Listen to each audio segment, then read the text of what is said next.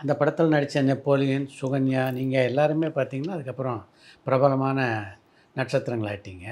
முதல் படத்தில் நெப்போலியன், சுகன்யாலாம் நடித்தபோது பார்த்தபோது எப்படி இருந்தது உங்களுக்கு? எல்லாருமே பயங்கர ஃப்ரெண்ட்லியா இருந்தாங்க சார். ஏன்னா எல்லாருமே புது ஃபேஸஸ் ம். அப்போ. Sukanya was very talented. She is an hmm. Amazingly she talented is also person. A dancer. She is also a dancer. அவங்க ஒரு ஒரு சீன் பண்ணும்போது எஸ்பெஷலி அவங்க பண்ண அந்த கதாபாத்திரம் ரொம்ப சுட்டியான ஒரு கதாபாத்திரம். ஸோ எந்த ஒரு இன்ஹிபிஷன்ஸும் இல்லாம நடிக்க வேண்டிய ஒரு கதாபாத்திரம். And she carried it of very beautifully. So அது ஒண்ணு.